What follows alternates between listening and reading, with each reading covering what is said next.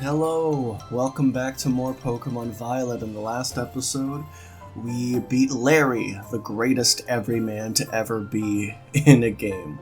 In this episode, we continue our journey through Kitakami, so before we get started, if you have any stresses, any cares, leave them at the door and enjoy this. Remember to leave a like if you've been liking this series, it means a lot, trust me. And subscribe to keep up to date with the series. I mean, my plan is I'd like to hit 50 by the end of the year. I know we're a ways away, but I think it's possible. Anyways, before we get started with the episode, I do need to do some, I guess, housekeeping. We swapped out 2 members of the team. Originally it was probably just going to be Clodsire, but in getting rid of Clodsire I realized, oh, we have literally nothing for fairy types. So that's why I added the other, and that's why unfortunately Urza got swapped out. I wouldn't say it's the last you've seen of them. There are going to be moments where I need to reassemble a new team. I'll just leave that for now, but just know that that is a thing that will happen at some point. But yeah, so our first new team member is Cuddles the Mimikyu. Knowing Woodhammer, Baby Doll Eyes, Shadow Sneak, and Hone Claws. A fun little fact about me and Mimikyu. Mimikyu is my favorite Pokemon. I think what drew me towards Mimikyu is the Pokedex story about how Mimikyu doesn't actually mean any harm. He's just misunderstood. He just wants to be loved. And it's like, come here, Mimikyu. I will show you love.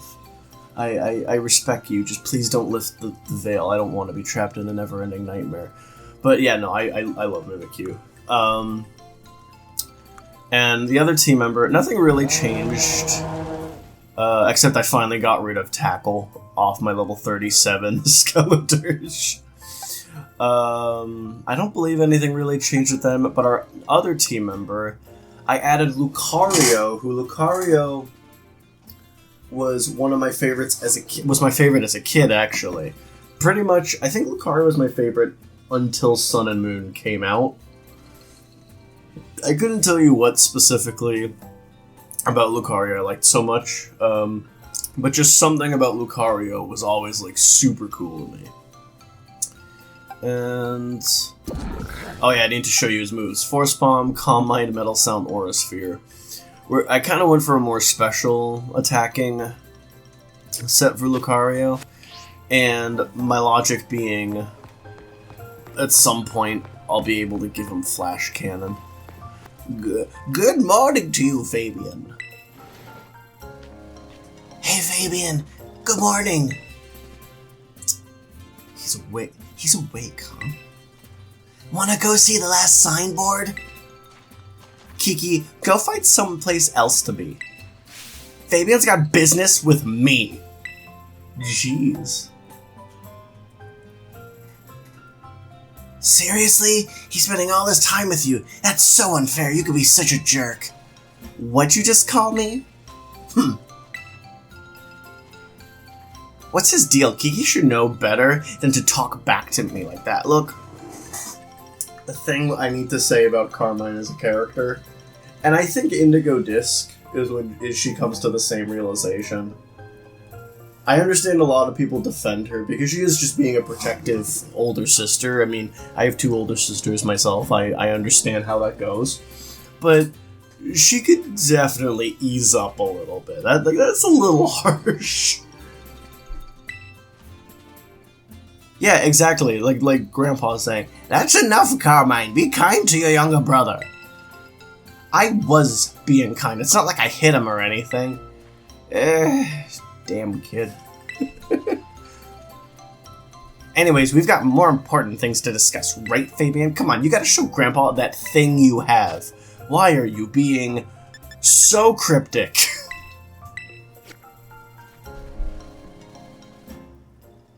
Could this be? This mask, it belongs to that poor ogre. Where'd you find this? We bumped into it, the ogre, I mean, yesterday at the Festival of Masks. I tried talking to it all nice and everything, but it dropped that mask and, yeah. I never would have thought that ogre would be gracing our festival with its presence. Gracing? I thought he was evil. Huh? What do you mean still? I thought the ogre was a scoundrel that attacked the village.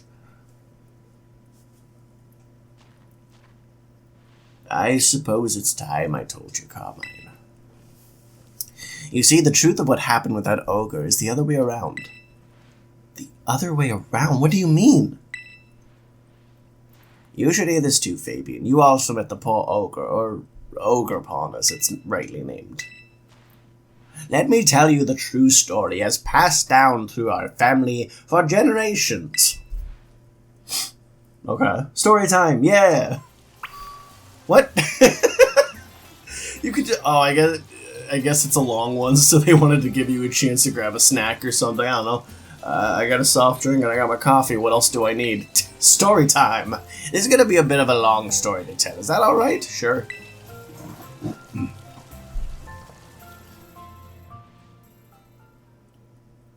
Let's see here. This story has been passed down in our family by word of mouth. I learned it from my father. It's a story of truths, a story that must never be told to the rest of the village. Why? You must never speak of it to others. Beyond the fact that they wouldn't believe us. Why? Okay.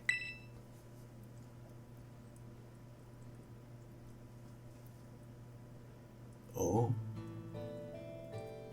A long, long time ago, a man and an ogre came to Kitakami from a foreign land. Ooh. I wonder if Ogerpon will have some relevance in AZ. Legends AZ. The people of the village feared the man and the ogre who looked so different from them. And so they refused to let the travelers come anywhere near the village. The man and the ogre were saddened that the villagers did not welcome them. But they were happy to have each other. They settled quietly in a cave on the mountain. There was only one villager who pitied the two travelers, the village mask maker.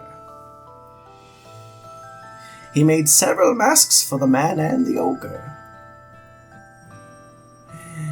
They were brilliant works, adorned with gems the man brought from far away. I don't know if this is intentional, but that little fox mask on the desk in front of him, it kind of reminds me of I think it's the Keaton mask from Legend of Zelda. I think so. Anyways. I think that's the name of it. I'll correct myself if I'm wrong. By wearing these masks, the travelers could hide their true faces and mingle with the villagers. Because none of them ever asked them to take the mask off. The man and the ogre were overjoyed. They thanked the mask maker for his kindness. Wearing the masks, the man and the ogre started secretly joining the village festival. Ah, got it. The mysterious pair soon became the talk of the village because of their brilliant masks. In fact, rumors about them quickly spread far and wide, even to distant lands. But rumors of exquisite, shining masks attract more than just innocent curiosity. A group of greedy Pokémon soon made their way to the land of Kitakami. These Pokémon sneaked into the cave in which the man and the ogre lived, and tried to make off with the masks which were carefully stored away. The man happened to be there. He managed to hold on to one of the masks, but he was not strong enough to protect them all. The Pokémon stole the other 3 masks. Several hours later, when the ogre returned to the cave, it found its beloved home in ruin, and all that was left were the signs of a struggle and a teal mask. The ogre donned that mask and went down to the village, perhaps to search for its friend. It found the greedy Pokémon there, gloating over their stolen masks, and defeated them. The villagers, of course, had no idea what was happening nor why. All they saw was the raging ogre, and they felt great fear. The villagers thought the 3 Pokémon had fallen trying to protect the village from the ogre. To honor their sacrifice, the villagers named them the Loyal 3, and interred them with care. Wounded and weak, the ogre returned to its cave alone, and with great sadness.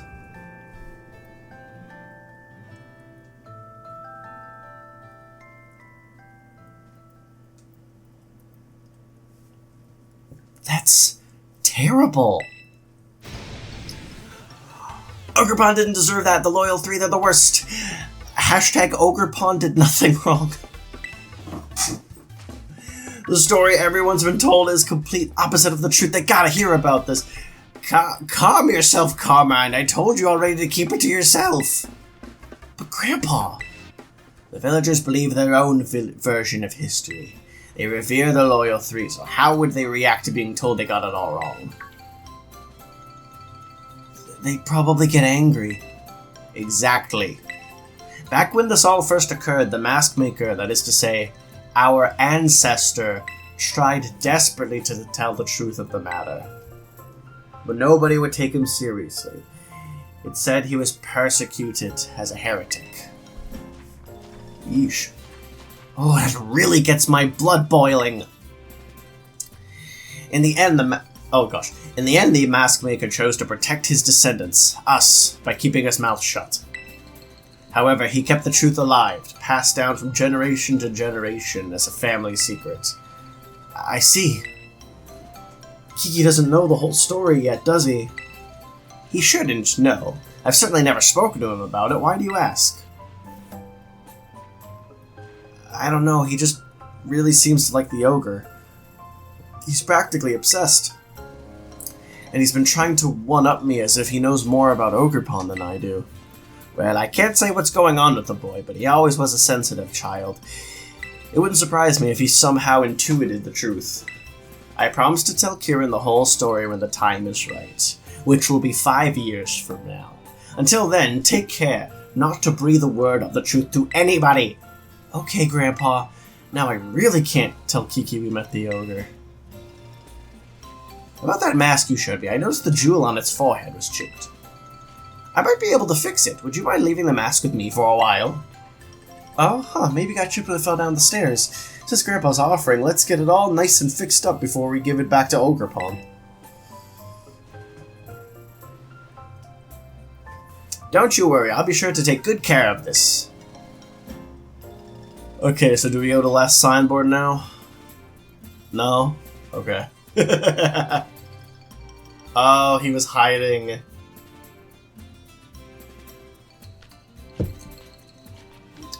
I still wish they gave you a chance to tell him the truth. But I guess if you did, there'd be no conflict, so I get it. In other words, the Kitakami story goes a lot differently if the main character just has healthy communication skills. I want to see Ogerpon again, but getting its mask fixed will have to come first. For now, we should carry on with orienteering before Kiki gets suspicious. That ship has sailed, Carmine. I bet we'll find Kiki just killing time somewhere in town. Yo. Oh, hey, Fabian. So, I was gonna ask, what were you and my sis just talking about? This and that, I guess.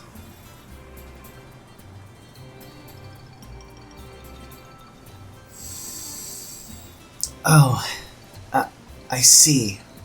Please, I don't want to lie to him. So, about those signs, the last one's a bit of a hike away. It's in the Paradise Barrens on the other side of Oni Mountain. We'll need to head over the mountain and down toward the northwest. You go on ahead, I'll catch up. I'm just plotting your demise.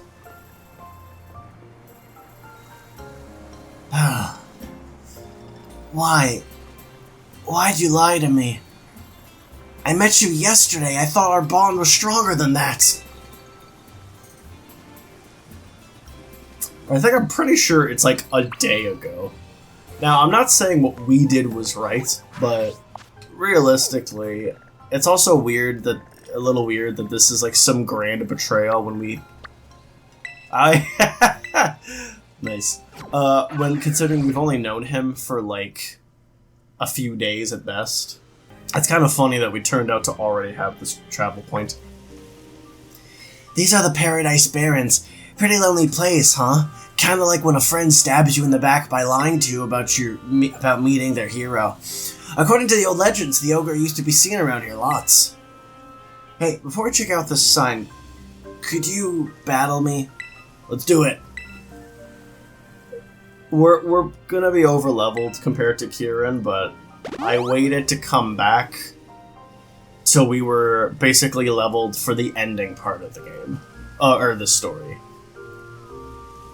Because if you did this as post-game, it wouldn't matter, because everyone's level 60, but yeah. I haven't heard this battle theme in a while. This is good. This is a good theme, oh my gosh. With that being said, I want to show off our new fancy new Skeledirge. Pancake! I love Skeledirge. I think he's up there as one of my favorite Paldean Pokemon. Oh, guess what, Yanma? Sing me a song, you're the piano man. And now, not only have I KO'd you, my special attack is back to normal. Yeah, every time you use Torch Song, you're +1 special attack. And it's not like Charge Beam, where it's like, oh, you have a, what, 30% chance to raise it? No, it just always happens. So we knock out the Furret, and again, special attack rose. Now we're +2. Essentially, Torch Song just snowballs your stats to the point where you're just the destroyer of worlds. Pancake, destroyer of worlds. Has a nice ring to it. And look at that. I think I mentioned that my main file being Scarlet, the one that I kind of play in my personal time and I've like 100%ed. I did a shiny only run. I used a Diplin's shiny, and my goodness, I really like his shiny. The fact that that little detail of the candied apple being a caramel apple is just so awesome. Oh, learning Shadow Ball. Yes, please.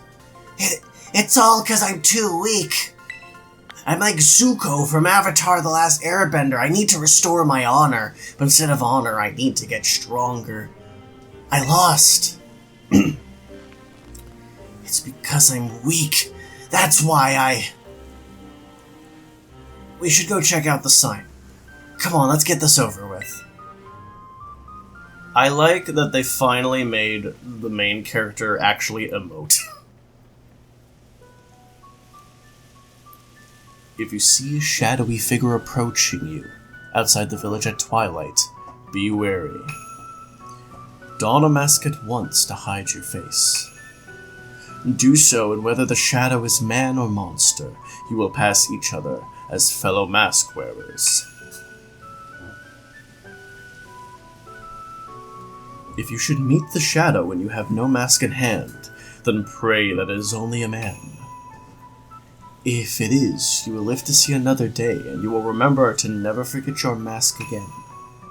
But if it is the ogre, you will meet your end, as do all humans whose faces are seen by it. Once it sees your face, your soul will be forfeit, and you shall never return to the village. That was a lie. In the old days, everyone carried masks wherever they went, and the ones who made those masks was actually my great-great-great-grandpa's great-great-great-grandpa or something. That's amazing. It is, liar. I mean, I don't think any of that stuff about the ogre stealing souls is true or anything, but it is true that our family used to make masks. I'm a little dehydrated. I need a little drink of water. Our family has a long line of mask makers. Even my gramps can make them. I even heard that the reason we hold the Festival of Masks is because our ancestors came up with the idea. But I don't really like what they wrote on this sign here. Just because the ogre seemed sort of scary, everyone got all afraid of it and drove it away from the village. Oh gosh, I think I realized something. I will hang on to that thought until we're through the Kitakami story, but a little theory. Actually, you know what? I'll say it in case anyone watching here is aware of how the story goes, but what Kieran just said, his story kind of loosely parallels that.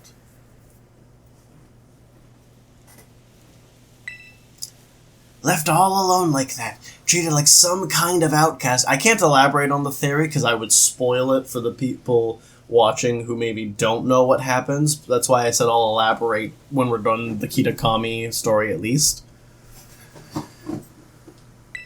Left all alone like that. Treated you like some kind of outcast. I can say sorry. I'm doing it. For what? Want to take that last photo? It's so awkward. It's so awkward. Oh my gosh. Well, we're all done with our assignment now, but I gotta get stronger with my Pokemon. I'm gonna head home. Goodbye, liar! Ready to call it a night? Yep. Hey, random villager number 58. Good morning, Fabian. Carmine wanted me to tell you that she's waiting at her place. She said, "You'd better get a move on, and don't keep me waiting." You did a really good impression, man. Whee! I'm assuming the mask is done. Nice. Hey, excuse me, cutscene, you're lying. I did not walk through the front gate. I jumped over it on my legendary bike. Fabian, you took your sweet time. We wanted to talk to you before Kiki wakes up. Well, man, you lower your dang voice so you won't wake him up. I wanted to fix Dio Ogerpon's mask, but I'll need one more material if I want to do a proper job of it. Yeah. According to Grandpa, we need to get a crystal cluster from the bottom of Crystal Pool. I mean, we could just return the mask as is. But I think it would make Ogerpon really happy if we fixed it up first. I bet it would. Especially now that I've heard the real story, I just want Ogerpon to be happy, you know? I'm sure Ogerpon will be pleased to know you care so much for it, right? Oh, sorry, right? Morning, Grandpa. Morning, Trader. Morning, Trader 2. Kiki, you better go kill some time somewhere. Yeah, do whatever you want, sis. Excuse me? I don't need that kind of attitude from you. Oh. I guess I'll do it. Sorry. I skipped past it because I almost dropped my controller. What's his problem? He's been all bent out of shape since yesterday. It's not like I'm lying to him or anything. And he can tell. I don't know, he spent the evening in his room without so much as a bite of dinner. He keeps saying I need to get stronger and stuff. Must be teen angst or something, it happens. I wouldn't dismiss it. It would have been hard to get this stuff done with Kiki clinging to you, Fabian. Guess things worked out in our favor. Not really. The crystal pool is at the top of Oni Mountain. I'm usually not too keen on outsiders heading up the mountain, but I think we can make an exception for you. What say you and I go for a hike to find ourselves a crystal cluster? And we will make that hike to get a crystal cluster next time. As I said at the beginning of the episode, if you like the series, please leave a like on this video. Subscribe for more content like this. Again, we're trying. I'd love for us to be able to hit 50 subscribers by the end of the year. I don't know if it's like a low ball, I don't know if that's keeping the low goal or like a long shot. We are still a far way away from hitting 50, but I think we can do it. But anyways, until next time, take care. Bye-bye!